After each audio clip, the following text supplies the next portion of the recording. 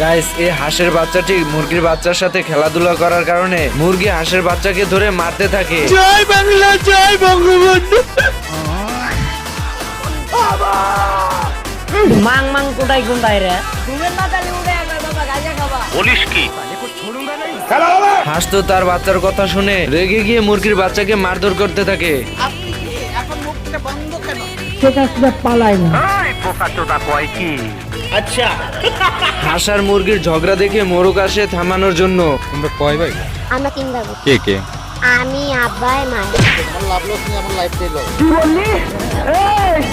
আমি বলুন না শুনুন তো। এইদিকে হাঁস বাসায় এসে ড্রেককে বলতে থাকে, মরবো আমি রাস্তায় গিয়ে মরবো, তবু এই বাড়িতে আমি থাকবো না।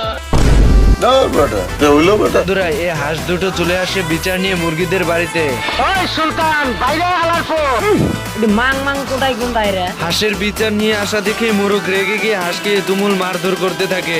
আমারে চিনচ, আমি সানডে মানডে ক্লোজ করছি। হাঁস তো মোরগকে একটি ঘুষি দিয়ে তার বউকে বলতে থাকে, জিম করি বাবা, জিম করি। হ্যাঁ, এবং 4-5 হতে আলানো আমার লেগে কোনো ব্যাপার না।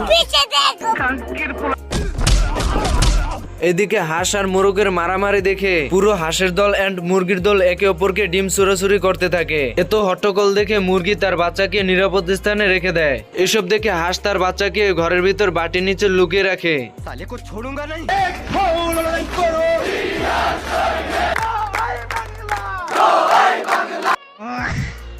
এইদিকে হাঁস এত হট্টগোল দেখে তার বাচ্চাকে দেখতে আসে এবং বাচ্চাকে না দেখে চিল্লাতে চিল্লাতে বাইরে গিয়ে বলতে থাকে।